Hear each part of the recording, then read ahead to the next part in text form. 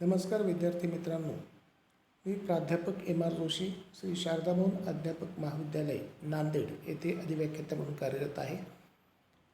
मी आपल्याला geography method, भूगोल अध्यापन पद्धती यावरची MCQ टाईपची क्वेश्चन बँक इथे मी सादर करीत आहे. भूगोल अध्यापन पद्धती B.Ed SY. स्वामी रामानंद तीर्थ मराठवाडा विद्यापीठामध्ये पेपर क्रमांक PSS 205 B.Ed SY method geography यावरचा हा पेपर आहे आणि यावरचे काही प्रश्न त्या ठिकाणी मी आपल्याला देत आहे. पहिला प्रश्न आहे, मूल्यमापनाच्या प्रक्षेपण तंत्रातील साधन कोणते? मूल्यमापनाच्या प्रक्षेपण तंत्रातील साधन यापैकी कोणतं आहे? वाक्यपूर्ती आहे. मुलाखत, दैनंदिनी, पदनिश्चयन श्रेणी.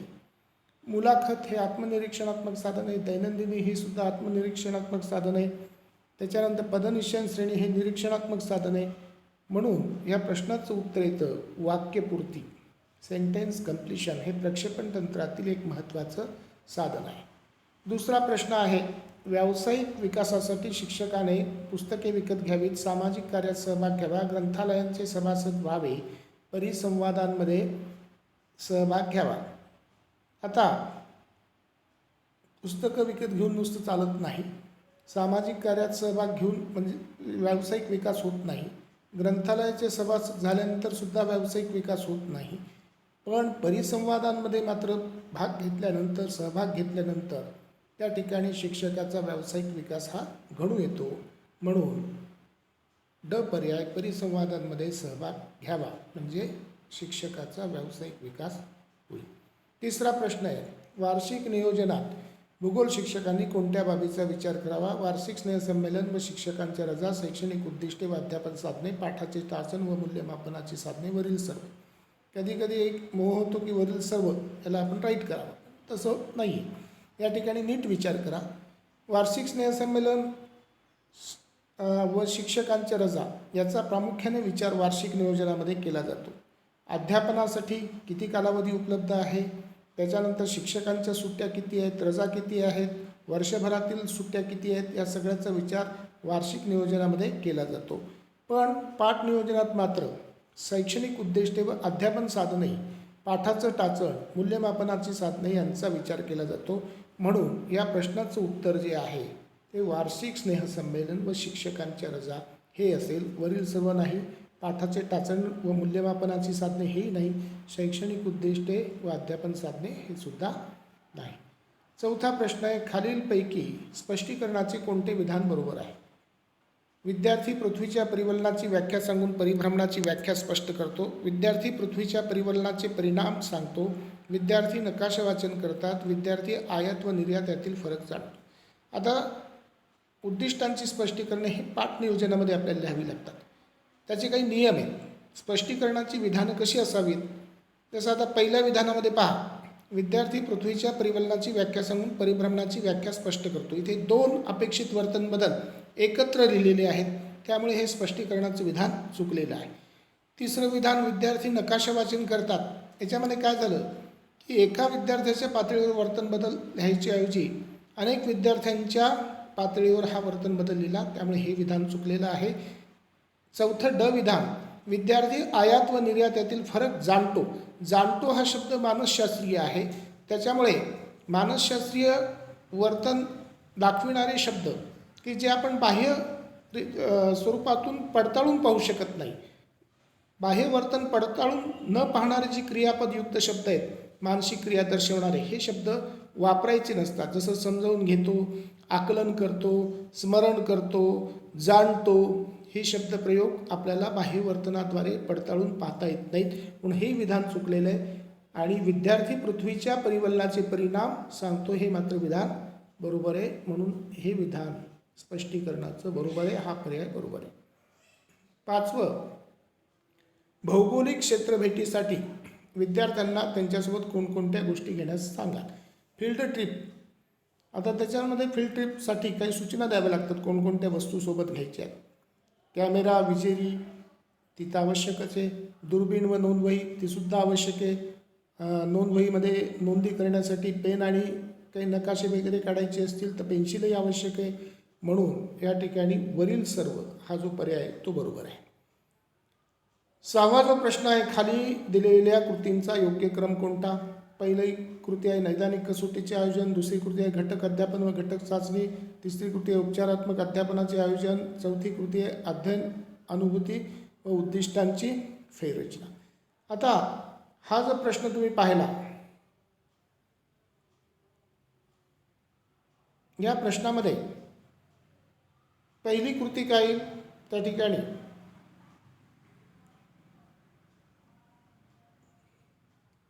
घटक अध्यापन व घटक चाचणी.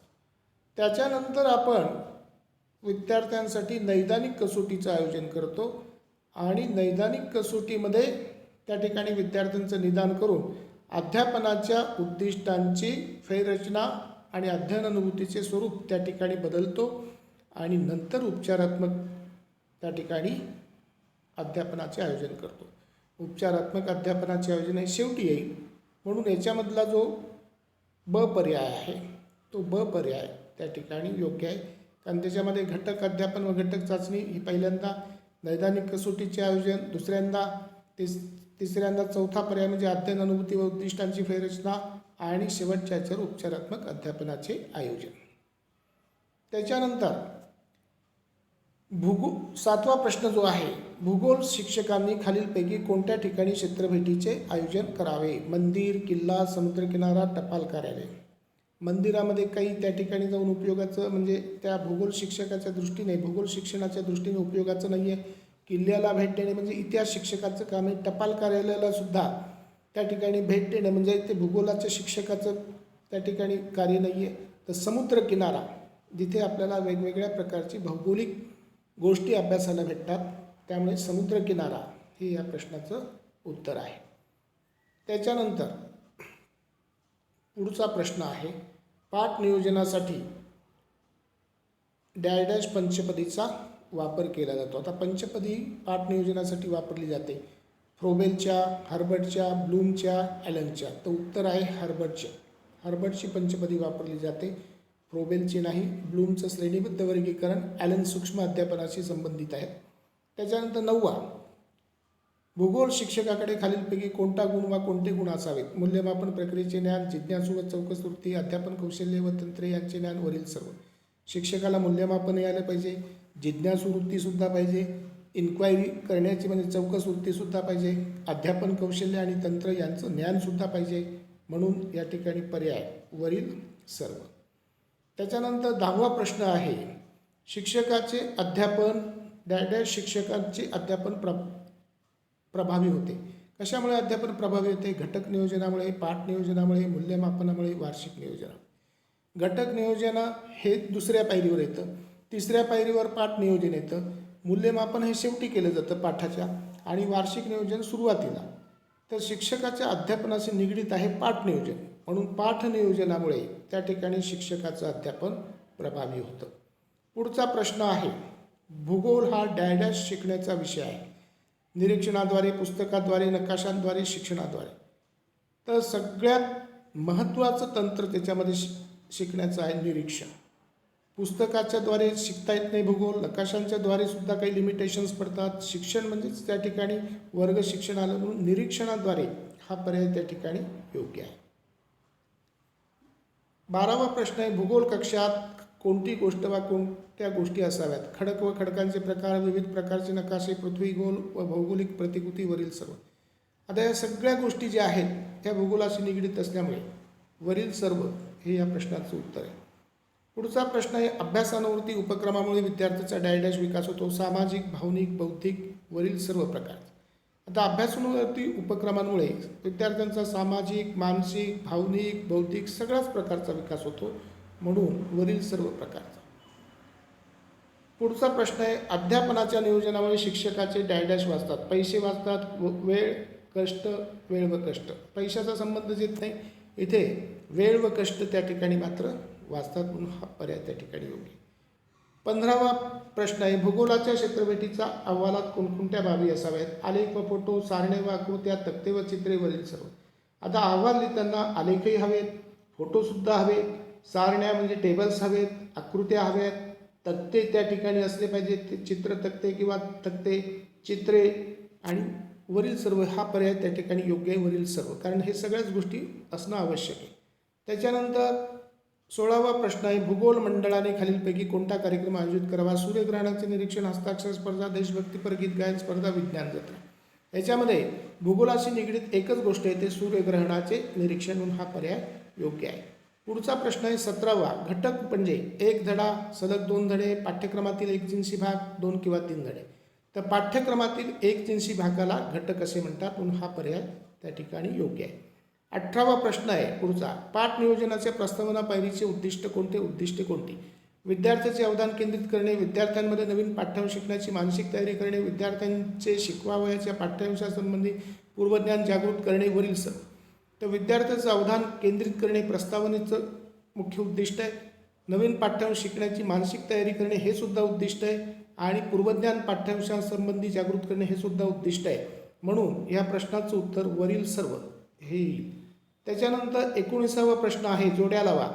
काय शिकवायचे, कसे शिकवायचे, का शिकवायचे, पुरावा. हे सगळे घटक नियोजनाचे 4 अंग आहेत. काय शिकवायचे म्हणजे त्याच्यामध्ये आशय विश्लेषणाचा त्या ठिकाणी संबंध येतो. कसे शिकवायचे म्हणजे त्या ठिकाणी अध्यापन पद्धती व तंत्रे यांचा समावेश होतो. पुरावा म्हणजे मूल्यमापनाचा समावेश होतो. आणि का शिकवायचे म्हणजे उद्दिष्टे स्पष्टीकरणे होते. म्हणून या ठिकाणी या प्रश्नाचं जे उत्तर आहे, या प्रश्नाचं उत्तर काय शिकवायचे, तर काय शिकवायचे म्हटल्यानंतर आशय विश्लेषण.